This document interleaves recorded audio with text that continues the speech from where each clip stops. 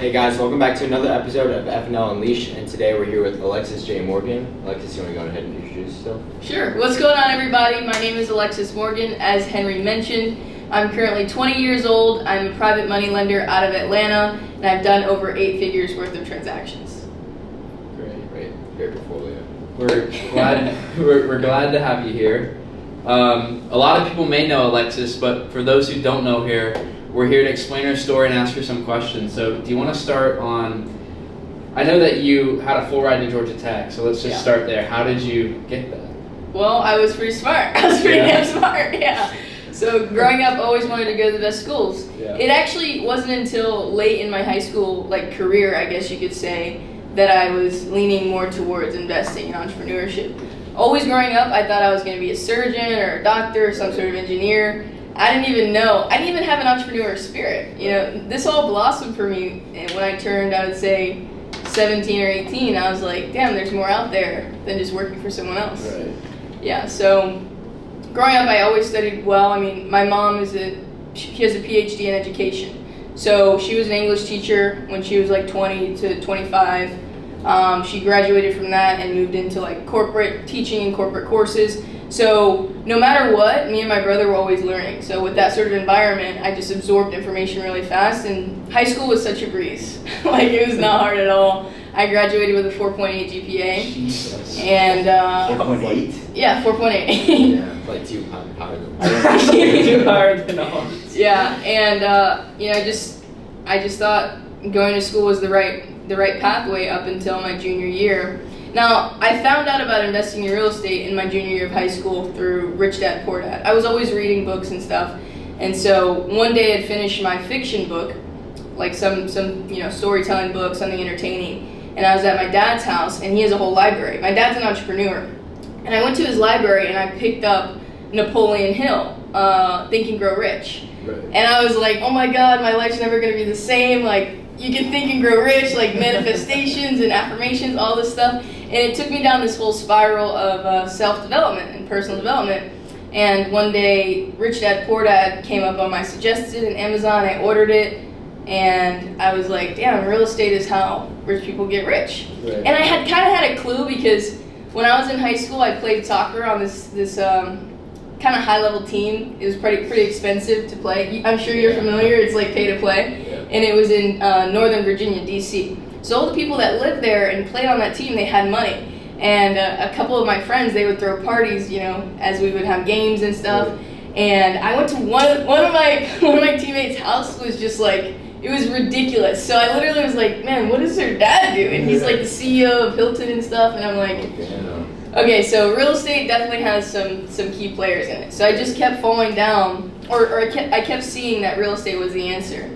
Nonetheless, when I graduated high school, I didn't have the courage. I didn't know anyone. I couldn't prove it. So I went to Georgia Tech, like you mentioned. Right. So I ended up dropping out of Georgia Tech, for those of you guys that don't know, to do real estate. Did you take any classes at Georgia Tech? Of course. I did 1 semester, Okay. 7 months. Okay. I put my time in, Right. And during those 7 months where you're like, this is not me, this is like... So that's the thing. It wasn't that school was super hard or that, I don't know, or that I couldn't understand what I was doing. The problem was that I was doing things every day that I knew would lead me to a future that I didn't want. Right, yeah. Like, that was the hard part. And so naturally, I felt like kind of misaligned and depressed. Like, I don't like to use that word because I think it's fugazi, but like, I was super sad that like, the shit that I'm doing doesn't matter. The shit that I'm doing is not benefiting me. Right. So ultimately, I asked my parents multiple times, can I take a leave of absence? Can I pursue real estate?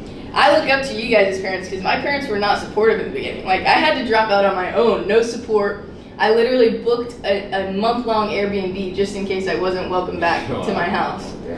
So that's how it happened. Well, with your dad being an entrepreneur, he didn't, you guys didn't have that type of connection? I mean, he was basically like, there's money out there if I know there's money out there because I'm an entrepreneur, but, I'd much rather you stay in school. Wow. Because of the prestige of the school that I was going to. Yeah. Like, you don't graduate from Georgia Tech and struggle to find a job, Right. They knew that I would be safe if I graduated. But what I knew is that if I graduated, I would never actually pursue the dream that I wanted to. I would always fall back on the degree because I just had it. And I would have by then wasted 4 years of my life doing something that I wouldn't want to be doing. What would make my head, like, what would make the light bulb go off when I graduate to all of a sudden take action on my dreams? Like, Right. your will is killed at that point. You have no more will. You have no more courage at that point. So I just knew I had to pull the trigger. So after you dropped out of Georgia Tech, Yeah. That sounds so bad. But what were you Well, looking at? yeah. What were you majoring in Georgia Tech? Or- Biomedical engineering. Oh, Wow. okay. Yeah. that's what Ben's wife did, right? Yeah. Yeah. We just had lunch with Ben. Was it Sunday? Yeah, Sunday. We Nice. drove all the way down to Peachtree City and talked to him for a little bit. But anyways, so you dropped out of Georgia Tech. Yeah. What did you do next? What was the first thing you did next? Like entrepreneur, job-wise, like what was your first Absolutely. course of action? Or before that, can I just ask Yeah, of was course. there a lot of people kind of say they have like a deciding factor when they drop out? Oh, Was there, yeah. was there like a certain thing that happened, or was it kind of just the decision you've been making the past few months? Yeah, so there was November 2nd was the last day to submit leave of absence paperwork for the semester. Yeah, if you want to take next semester off, you had to submit all the paperwork by November 2nd. On October 30th, I turned 18. So I was like, well, I'm feeling kind of adultish. Like I'm just gonna do it. Fuck it. So that was your first decision as an adult, pretty much. Yeah. Yeah. Best decision of my life. But I had been thinking about it for a long time. Right. And I had asked my parents several times for permission Yeah. and just got declined.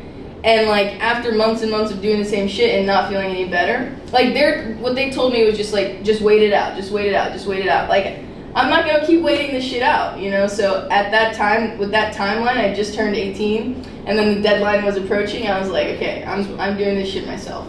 Wow. It's Yeah. crazy. That is crazy. Yeah, I mean, I look back on it and I'm like, I'm still shocked at myself Balls of sometimes. steel. Yeah, yeah. Did you have like a friend support system? Even No, in Georgia Tech? no. You just I mean, walked my out? cousin, I had talked to my cousin about it because she didn't go to college. So she was like kind of telling me like life's gonna be okay, life doesn't end.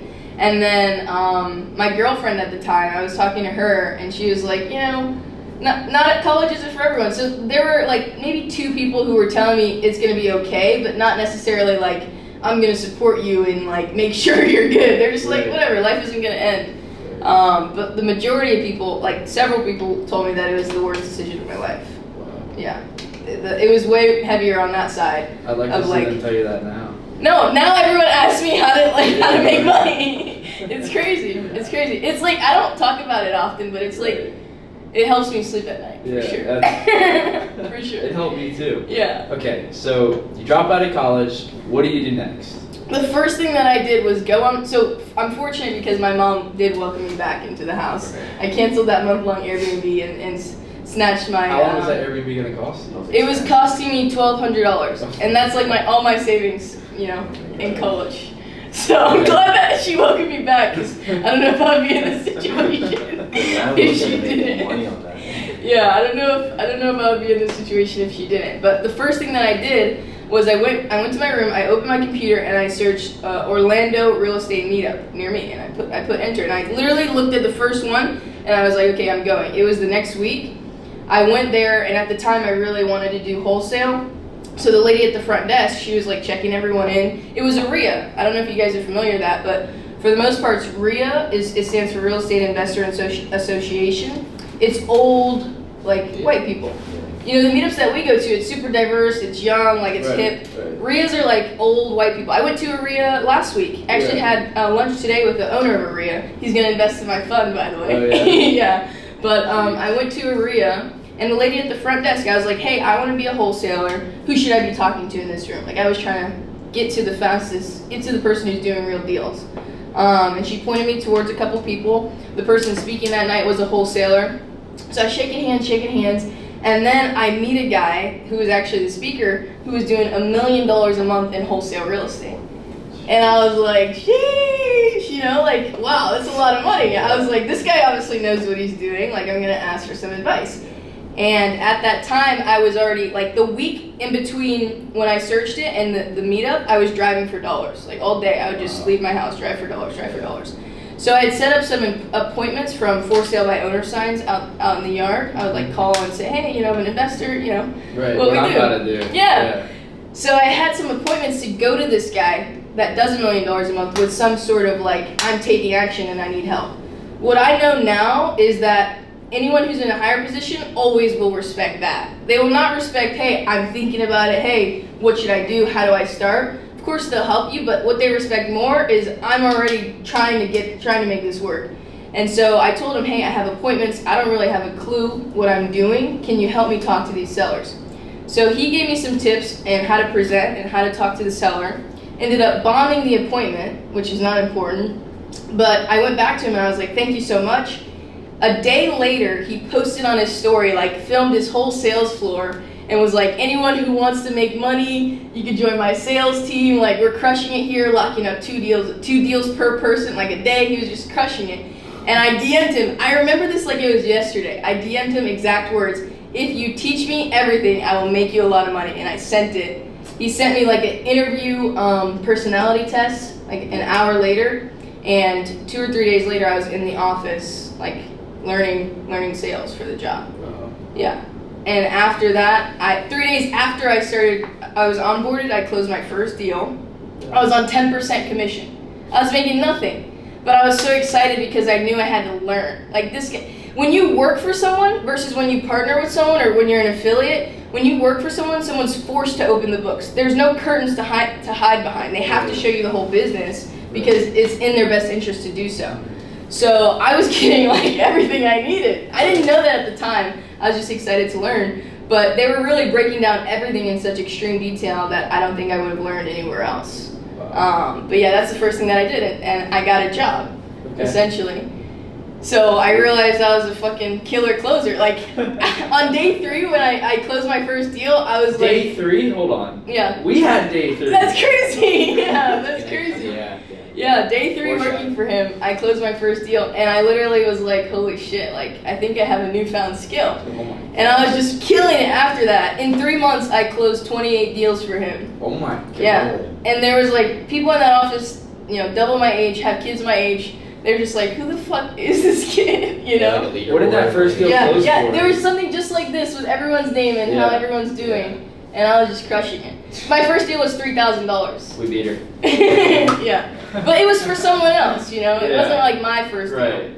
So 3 months passed by, and I'm just going through the story now. I hope it's okay. Yeah, no, we gotta hear it. You're 18, right? Yeah, I'm 18. I'm 18 at this point. 3 months goes by, and every time you close a deal for this guy, they would like post it on social media. Yeah. And I was never stopped going to networking events. I never stopped doing my own marketing because I knew I didn't want to be here forever. So 3 months goes by. At the end of month 3, a fix and flip friend that I met at another RIA calls me. He's like, man, I see that you're crushing it. You're always closing deals. Like, you're getting really good at sales. I have this lead, and I don't know how to talk to. Like, I don't close sellers. Like, I just don't. Like, I just want to fix and flip the house. Can you come close this seller for me? And if you do, like, I'll pay you an assignment fee. And I was like, sure, no problem. So I literally left work. I left this office that I work for to go to this appointment. Now I look back and I'm like, damn, that's pretty bad. But I was 1099. They can't hold me there. I'm not a W-2. But I'm just like, I was like, all right, I'm good. So I left office to go to that appointment. I close the seller. The guy ends up paying me a $5,000 assignment fee. And I go back to the office. This is where I went wrong, because I went back to the office and then I was like, guys, like, I did it on my own. And like the owners were just like, they were not looking super happy. But all the salespeople were like, holy shit. Because imagine, all of them have been working there for like 3 or 4 years. And I'm like, how the fuck did y'all not realize this business is duplicatable? Like, there's no barrier to entry here. They didn't have a 4.8 GPA. Yeah, they didn't have a 4.8, that's for sure. And then pretty much the next week, I had an ultimatum, which was stay working for us or do it on your own. You can't do both. So. And I was like, bye. That's when you started your own thing? Mm-hmm. Okay. And then where did CC Capital come from? CC Capital actually started here in Georgia. Okay. So way before CC Capital, after I left this job, I walked away with $13,000 in commission. So a lot more than my $1,200 that I started with. Say? They started giving me some respect at this point. Yeah, they started to give me some respect at this point.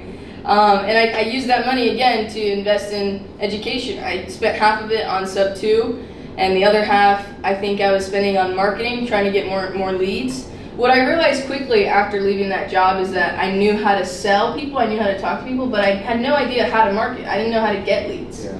And so when I got into sub 2, I told people my issue, and they said you should door knock foreclosures. It's free. Once you're in front of someone, you can talk to them. You have time all day. You don't have a job. You don't have any commitments. And I tried cold calling, and it was very hard for me to sit in front of a desk in one room for a long time and just do that. So it worked out for me that driving around the city, door knocking these houses. And that's kind of how I made a lot of the money that I made when I was 18, by door knocking foreclosures. Yeah, I made easily over $100,000 door knocking. Yeah. That's insane. So like on a day, how many doors did you knock? Maybe like 15 and 30. Okay. Yeah. Because think about it, foreclosures is not like you're driving into a neighborhood and you're just knocking the whole neighborhood. It's like you hit one, then you drive 12 minutes, you hit one, you drive 12 minutes. So I would spend maybe 3 to 4 hours every day. And I vlog this on my YouTube channel, by the way, if you guys want to subscribe. In the month of August, I door knocked every single day, and every week I would go on YouTube and tell people my KPIs, tell them how many contracts came out of it, tell them how many doors I knocked. And that compounding with step 2 kind of helped my brand grow a lot. Right. I was 18. It was like the perfect storm of material for me to kind of get some exposure. But yeah, that's how I made the first good amount of money that I ever made. Okay. Door knocking foreclosures. So when I met Did you know this all, by the way? I didn't know. So I've known you. We're pretty tight. Yeah. I didn't know this. So Yeah. this is Way more in this detail. is great. Yeah. After this, I feel like it'll be like I had your head. Yeah. But so when I met you, you weren't door knocking. You had teams that were doing it. Absolutely. So how did you get from door knocking yourself to building up enough to where you felt like it wasn't worth your time and you needed other people to come on and help Yeah. So I never felt like it wasn't worth my you? time. Okay. When I started posting on YouTube and posting the success that I had specifically, people said, "How the fuck are you doing that?" Right. So I was like, okay, well, I can teach you, but I can also make a team. I was always trying to be in a business mindset. So I would hire these people on commission. And what I found out very quickly is that most people weren't willing to do what I did. Most people will knock 4 houses and they'll be done for the day. And then they'll be mad when they don't have a contract a whole month later because you're knocking 4 houses a week. What do you expect, bro? When you door knock foreclosures, if you door knock, let's say 10 houses, 7 of them don't even answer the door. Right. And the 3 that do, the first one slams the door in your face, the second one says F off, and the third one politely says goodbye.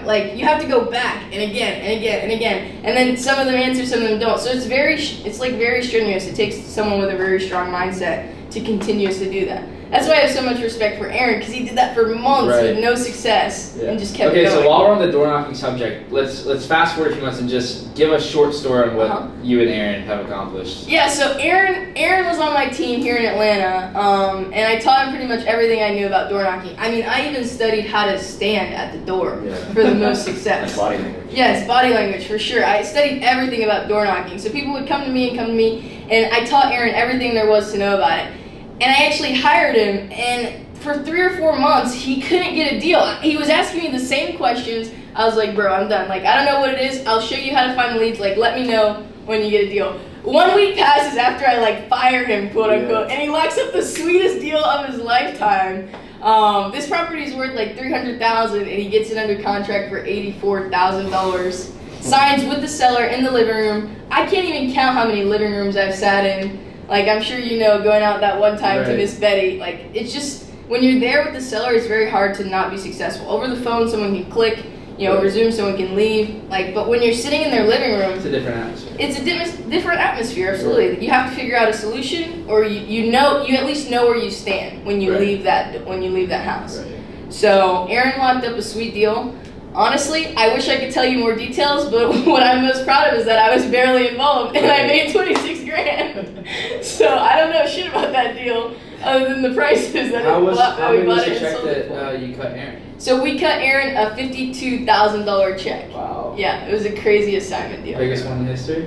I mean, yeah, he beat my biggest deal was $48,000, and he beat my deal, and it was half of what the assignment was.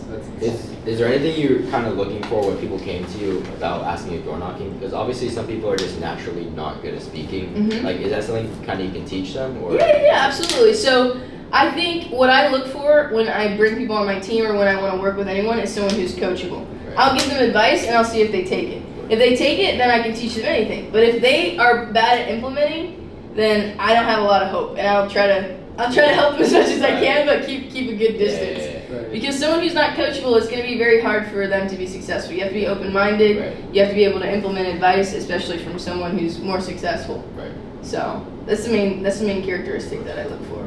Yeah. I think that's kind of like in everything nowadays, right? Yeah. You got to be coachable. But one thing that I will say is that anyone who's starting out, and I'm sure a lot of people listening to this are starting out, For sure. the one skill that you need to be successful in life is sales and communication. If you can learn sales and communication, you can do anything and be successful. And plus, there's always sales jobs. Salespeople never go hungry because they print money for a living. You literally collect revenue for a living. So, being coachable is good, but like if you're not coachable, at least have good sales and communication, because that skill will make you a lot of money. And you can take that into business. Like now, I'm hiring a couple people for my lending business. And every single conversation that I have, I try to structure it in a way that leads to the outcome that I want. And I learned that from all the sales that I did with door knocking, on the phones. Like, sales is just essential. You can apply it in a lot of different aspects of life. So you're 20 now. Mm-hmm. 2 years later, you're working with one of the biggest private money lenders in Atlanta, Abraham. So how did you meet him, and how are you now working out of his office every single day? Yeah, so Abraham I met in the Sub 2 mentorship. I joined that mentorship with some of the commission that I got from that job. And I was so intrigued by him because he would provide proof of funds to anyone and everyone who asked. And his proof of funds were like 2 million, 5 million, 7 million. I was like, who the fuck is this guy with this money just laying around in an account? Like, I need to find out who he is. I lived in Orlando at the time. I saw in some Facebook posts that there was an Atlanta meetup. I was like, okay, he'll probably be there. So I drove from Orlando to Atlanta to meet him and talk to him. And at that time, Abraham made his first $1 million at 19. He's now like 49. So at that time, I told him about all the stuff that I was doing. And I think it was like some sort of instant connection. He was like, damn, like you're a young hustler. Abraham is like super, I don't know how to say it, but like, he's super like contrarian in his thinking. So he was like, you're black, you're a woman, like this is impossible that you're making money. I want to work with you. So I think that was kind of what made him attracted to kind of working with me. So I was asking him questions like, how do you make your money? How do you make the majority of your money? I learned that he bought and sold businesses. So I was like, okay, I want to do that. You know, this whole story, everyone that has mentored me, I've just seen how much more successful they are. And I'm like, okay, I'm just going to follow this path. Like, I'll follow this path until it leads me another way. So that's what's been successful for me. And Abraham told me he bought and sold businesses to make a lot of money. I was like, cool, are you looking for any businesses right now? And I was like generating a lot of leads for him, or at least trying to add value to someone who's far ahead of me. You know, now, and like studying people who are far ahead of me, there's not many ways that they need anyone. Like, they barely need anything most of the time. They don't need money, they don't need, more teams, they don't need XYZ, but the one thing that you can bring is opportunities that they aren't exposed to. You could bring them a good deal, you could bring them a good lead, you could bring them, new opportunities. So I was talking to Abraham, like, what are you looking for? So I could bring stuff to you. Fast forward, this is November of 2022. Fast forward to February of 2023, we bought a business together. It was a small cleaning company. I wouldn't do it again. I sold my equity in it, but it was an opportunity for us to collaborate. And he said, congrats, Alexis, if you moved to Atlanta, we could do a lot more deals together. And I moved 3 days later. Like, I didn't know where I would be I didn't know where I would be staying. I didn't know where I would be working out of. But Abraham said, if you moved to Atlanta, we could do more deals together. And I moved. And the reason I did that is because I was living at my parents'. I didn't have a lot of connections in Orlando, because keep in mind, I quit working for a guy who was making $1 million a month in Orlando. So he kind of had a hold on this market, like I had to find new opportunities for myself. That's probably why I can't find it. No. But I mean, I wouldn't say I didn't have the best reputation. I had a great reputation, but I hadn't built a name for myself. Right. And I guess under that sort of energy, like I had just quit working for this guy who's really well respected in Orlando. I was like, okay, well, I'm gonna move to Atlanta. I'm living with my parents. I don't have a mentor here. It's not that far away. Let's do it. Right. And once I moved, he gave me an office next to his, and I was like, cool. I just renovated that office because it was looking pretty asylum vibes in there. But yeah, then I got a place to rent, which is just I got a basement, a friend's basement, and I was like, let's do it. And I just started working. I started asking him all the time, like, what are you doing to make the majority of your money now? And it was lending, and that's how I got into lending. Were your Yeah. parents more supportive of that decision to move than of dropping out of college? Well, once I started making money, my parents pretty much shut up. Of Like, course. I remember when I made the fattest check I ever made, which was $48,000. I showed them that check, and like my stepdad was literally like, well, damn, this is more than what my 25, 26-year-old son makes in a year. Like, you must be doing something right. Like, they pretty much stopped giving me advice. Not only because I was making good enough money that they didn't have to, but because it was obvious that I wasn't going to take it. Right. Even now, if I ask my mom for her opinion on something, or if she gives it, she also adds a caveat, like, I know that my opinion is not the decision maker for you. And so they were like, go ahead and move, I wouldn't say they were super excited or super against it. They were just like, you clearly make your own decisions, So I mean, and then moving from Orlando to Atlanta, Mhm. was there like a point of or a feeling of fear or doubt, and how'd you overcome that? I don't feel like I had fear or doubt. I had a lot of excitement. One of the biggest things that I say has benefited me in my journey as an entrepreneur is that I don't know any different. I don't have the bad habits of someone who had a salary and then I'm scared of not making money. I don't have the bad habits of someone who had crippling credit card debt and didn't know how to pay it off. Actually, before the biggest deal that I ever did, I was like $10,000 or $12,000 in debt. And I was just chilling. Like, Grant Cardone says you can't save your way to wealth, so that's never been my strategy. Like, I just stopped listening to anyone who wasn't like what I wanted to be. So I would go out and spend money on things that would benefit me. If I was door knocking, I would eat out. If I needed a course, I would buy it. And I didn't know how I was going to pay it back, but I knew I could. So when you say, was there any fear, it was more like super excitement knowing that there's opportunity on the other side of this move. The only downside when I first moved was that it was super lonely. I mean, Abraham's 49. I'm 20 years old. I was 19 when I moved. I had no friends. None. So I was just working all the time. You probably are like, Alexis, why don't you work so much? Because I did. Like, for the last 2 years, I literally worked from sunrise to sundown and did nothing else and had no friends. So now that I have a boyfriend, I have friends, like, I want to spend time with those people while I'm still on the younger end and not trying to, grind it out and benefit for some long-term, lifestyle. I think that is important, and we're working hard now for what we want in the future, but I also am a big advocate of being present and kind of enjoying and being grateful for what you have in the present moment. Wow. Yeah. That's awesome. So, for those that have never watched Alexis speak, you speak a lot. You're a great speaker, I think. You're the reason we're here. Because you decided to speak one day. So tell me how you got into speaking and if you were just born a great speaker, if you learned that. So when I lived in Orlando, after I quit this job and joined Sub 2, I started hosting meetups. Right. I always knew the answer to making money was people. Like, I just started bringing people together. And so at those meetups, or a lot of times I wasn't the main speaker, but I would introduce the main speaker. So that's how I started getting into speaking in front of crowds and like being able to introduce myself and not being nervous anymore. And then those meetups got huge. Like, we hosted one meetup that it was like a fucking house party. It was 200 people in this like I would say it's 2,000 square foot house in Orlando. It just got ridiculous. And from there, I feel like that really, one of those meetups, I was the main speaker, and I just got more and more comfortable hosting we hosted one like once a month. And once I moved to Atlanta is really when things started to take off. Something that I really appreciate about Abraham, about Pace Morby, is that they constantly have pushed me to become a better person. So the first time I really remember speaking like in front of a lot of people was at one of Abraham's meetup. Like, they just brought me to the front and they were like, tell the story of your $48,000 deal. And that was it. Like, I was super nervous. I was cursing a ton. I think the video is still on my YouTube channel, but I was cursing so much. And I was like, damn, I fucked that up. Like, I was just nervous. Because before that, I had only really talked about a couple things and introduced people. But then I got more and more, I got on more and more stages. And the thing is, I didn't practice to be a speaker.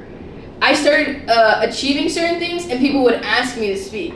I think a lot of people now want to be a speaker. I never wanted to be a speaker. I just did the work, and then people were like, you should talk about the work that you did. Right. And so it forced me to learn the skills of speaking. It forced me to learn how to communicate with people, and the sales background definitely helped. Talking one-to-one is one thing, but talking one-to-many, especially when you have a variety of types of people in the audience, is definitely a skill that I had to learn. Like when we were at the meetup at Bury the Hatchet, Yeah. the majority of people there are old. You know, Right, you have to be talking about terms that they understand. You have to be talking about things that they perceive as realistic. So speaking in front of crowds really helped me to speak in a way that other people perceive. Speak in a way that a majority of people can perceive. I don't use ever big terminology. I try to stay away from big ideas. Like I dumb a lot of things down, but make things simple so that people and relatable so that people can understand. Wow. So I just got pulled up, bro. Like I never practiced like the meetups. So I'm really grateful because God really like planned out this shit right. I was hosting meetups. I was getting practice in. Like I'm grateful. God lined it up for me, and I'm excited to see where the rest of this shit goes. I'm 20 years old. We have tons of life to live. If you could look back, what would you change? Not a damn thing. Really? Not a damn thing. Life was good. Yeah. Yeah. Yeah. I maybe would have dropped out sooner or never went. But I'm glad that I went because people were for some reason impressed by Georgia Tech. Wow. Like whenever I tell people I went to Georgia Tech, and they just don't ask when I graduated, and I leave it at that. Yeah, it's a huge deal here. I just leave it at that. So I do think it's probably good that I went for a little bit because I can kind of drop that nugget, and people are like, "Damn, And respect." then also saying I dropped out of Georgia Tech. Like I didn't need Georgia Tech. I was better. Yeah. So one thing that I noticed, and this comes back to talking in a way that people can perceive. When I'm talking to like you guys, I'll say I dropped out of Georgia Tech. But if I'm talking to anyone who's like 45, 50 and older, I'll say I took a leave of absence from Georgia Tech to start a business. Yeah. Right. So it's so much softer, and they're like, "Oh, what business?" And they ask more questions. But anyone who's over the age of 50, when they hear dropout, they just think bum. So I never say that. Right. I just change it. So you went from working for a wholesale company, Yeah. starting your own, and now you're focused on lending, and we've kind of picked up the wholesale torch for you. So kind of give me a little recap or what you're doing right now in your new lending business model. Sure. So we fund a variety of different things. Number one, I would say the easiest niche that I got into right away was funding for wholesalers. Since I was a wholesaler, it was like the easiest thing for me to plug into. We would fund double closes and we fund EMD. Anyone who wants that can get that by emailing me. This is actually my email too, alexisjmorgan@gmail.com. If you guys need information, if you need money, you can feel free to email me. But that was the easiest thing that I plugged into right away. That's how I started making money lending fast. Then I caught on to private money loans, which are more longer term. So the wholesaler stuff, it's really 30 days or less, usually same day. And then I started learning more about lending and private money loans. And Abraham and I actually started a real estate fund here in Atlanta for investors who want to put their money to work, get double-digit returns, but they have no idea how to manage borrowers, they have no idea how to manage loans, they have no idea the paperwork of a loan. We, experienced operators, will partner with them and take their capital and invest it for them and help everyone make money in that situation. So how that benefits a borrower, fix and flippers in this market, who need capital to purchase, rehab, whatever the case may be, we'll fund their projects as long as the deal makes sense, right? Of course. How many projects do you have lended out right now? We have over $11 million of our own capital deployed. Yeah. And with the money that we raise, I mean, we could triple that if we had the money to fund it. So anyone who's interested. Is that only in Atlanta? That's only in Atlanta. Oh my Yeah. God. Yeah. That is insane. Yeah, so anything outside of Atlanta, we don't personally fund, but because of the network that we have, we know people who will. So we typically will connect those deals and just make a fee or make a spread in between. Yeah, you were telling me about your new connector model. Yeah. And you made $6,500 in like 30, 45 minutes. Absolutely. So kind of walk me through how that happened. Yeah, so a friend of mine called me and he was like, "Hey, I need to wholesale, quote unquote, this property, except it's not a wholesale. There's a week in between me closing with the seller and me closing with the buyer." And I was like, "Well, that's a fucking problem. Like, can you change that? Yeah. If you change that, we can fund it." He's like, "No, I can't change it. Like, there's no way." And I was like, "Okay, well, I typically don't do this, but let me see if I can find you the money." Found the money within 48 hours. Easy. Like, could do it in my sleep. I was like, "Holy shit, I think there's a business model here." And then I connected my friend and the lender, and the lender lent out $675,000. And they got back, I think, $740,000. So they made a good amount of money as well. So they were super happy. They weren't counting our money. So I had another connector friend in it who knew the lender, and me and the connector both made $6,700 each. Wow. Yeah, just from connecting it. Nuts. But the borrower, he bought it for $675, and he sold it for like $800,000, like high 70s, high 700s. Wow. So he made a lot of money too. Everybody was happy. Yeah, it was a win-win-win all across the board. Well, Yeah. when you're lending, and let's just take a step back for real quick. When you're lending in your regular business, have you ever dealt with a bad borrower?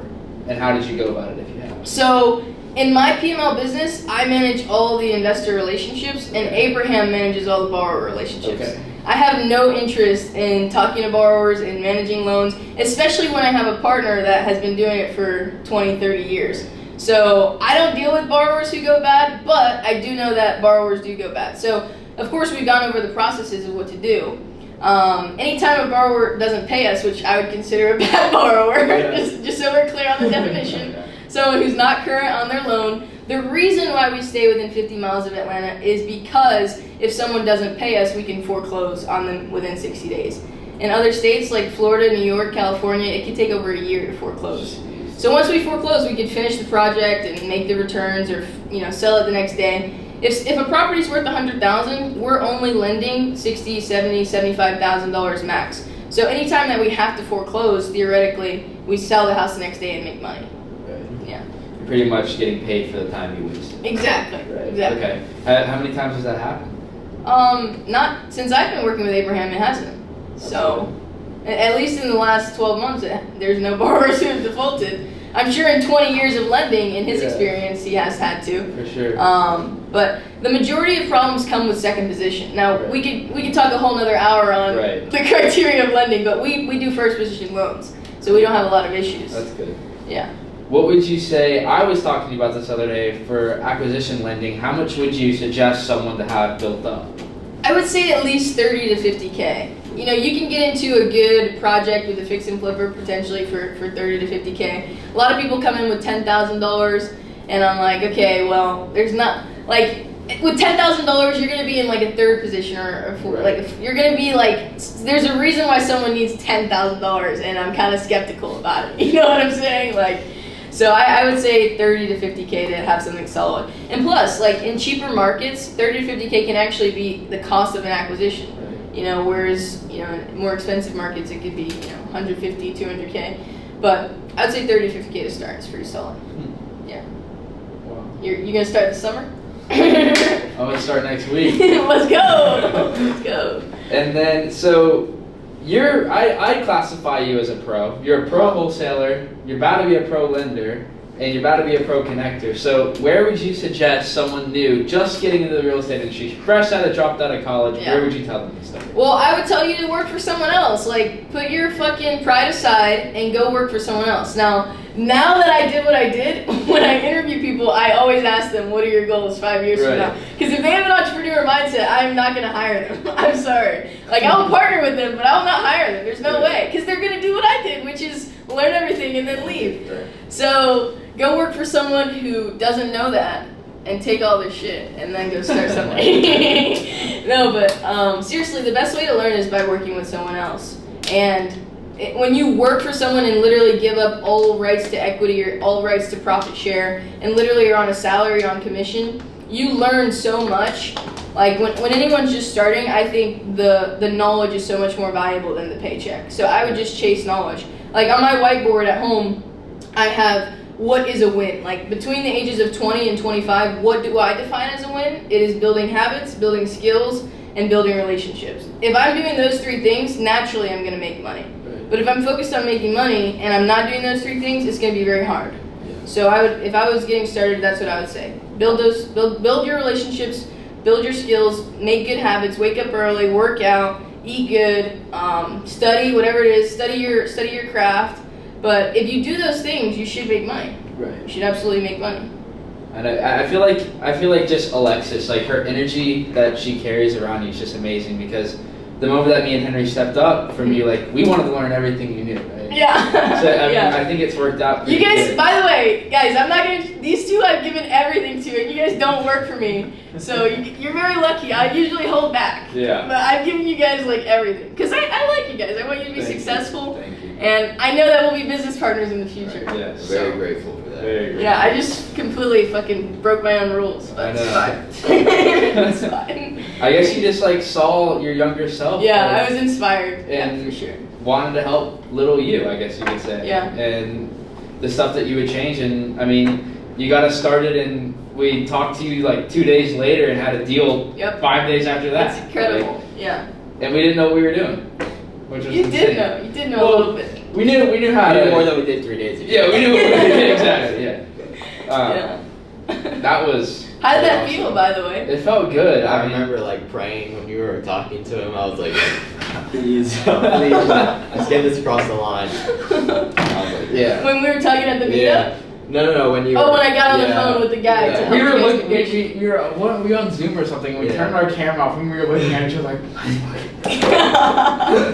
Yeah, I honestly don't remember much because I hop on so many calls, but it sounds like I hopped on the phone with the wholesaler. Yeah, he tried to. I remember he tried to push because we locked up for 132. He tried to push it up to 135. And you're like, No, he wanted like 140 in the beginning, and you're like, this was a new wholesaler too. This is his first ever deal. Yeah. So this guy, like, he was still getting into it too. So you were able to pretty much like, you didn't scam him, you didn't do anything, but you proved to him the numbers. That and that makes sense. and Yeah. showed him that it's like you showed him in a professional way that he's wrong. that's why you should have took our one. Wow. You offered you should have offered me one. So you showed him in a professional way that the numbers are different, and you've told me to do this before because when I speak to other wholesalers, part of my business model is going to other wholesalers and dispo, like helping them find a buyer, right? So like you showed me that like when they're asking for crazy prices, You have that to tell them, you bro, have to you're go fucking back crazy. and show them the numbers. I mean, You have I to remember. say, bro, you're fucking crazy in a Yeah. nice way. Exactly. I remember there was one time we were sitting in my basement and I was on the phone with some guy and he was like showing me a comp that's like 50 years newer. Like, I'm like, dude, bro. are you kidding me? Yeah. It was just like, You're crazy. yeah, insane. Yeah. And I think he went back and the guy that like actually like they were partnered, his like boss or whatever you could call it, got like mad that I found his like that he was using comps from like 50 years newer and thought that like new investors wouldn't see this. So, Yeah. I don't know what that guy was thinking. The problem with wholesale is that it's such low barrier to entry, you get a lot of knuckleheads. You know, but if you can make it a business, you can make a lot of money. Yeah. But I moved into lending, and part of the reason I moved into lending is because there's a higher caliber of education.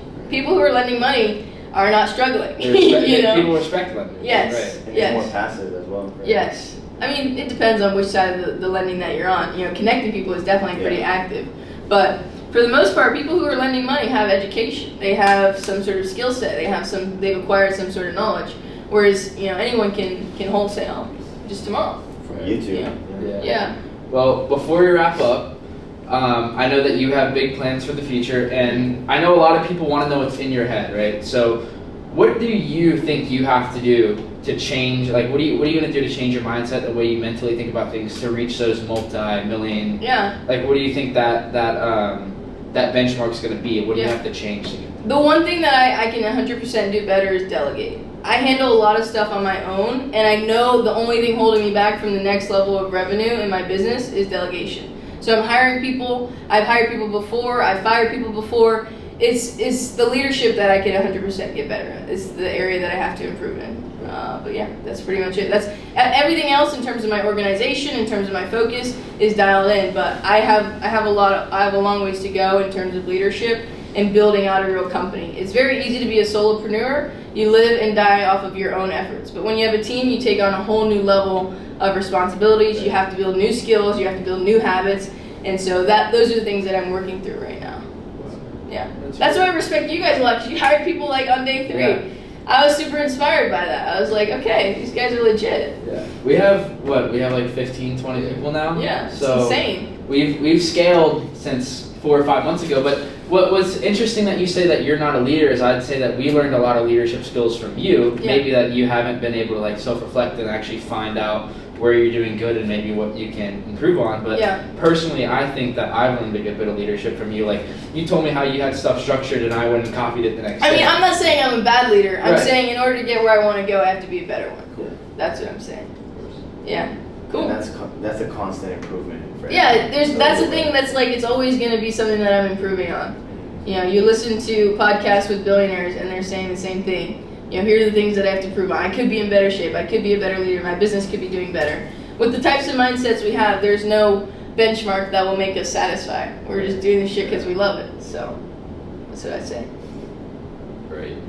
It's amazing. Thank you guys. Thank you for having me. It was fun. Now you know me a little bit better. Yeah, I know. Well, we knew you really good then, and now we know you even better. Now you know so me even better. now I know why you're in the place you are today. And, Yeah, you kind of know the backstory. For sure. I guess you just got pushed to me and was like, listen to her. Yeah. But you never understood everything, Right. and so I think because we dove in so we dove into quick. business Like, right away. we There was no time for chit chat. Yeah, exactly. We got to the money. Straight to it. And maybe in a few years we'll start learning even more. Yeah. You perfect this learning business, and then you tell us again. And, Yeah. we'll just keep on following you. Cool. I'll teach you guys everything I know. Thank you. All right, thank you guys for watching. Alexis, thank you for coming. Absolutely. Great conversation. I think we can all agree with that. So, Thank you guys. Thank you. Peace out.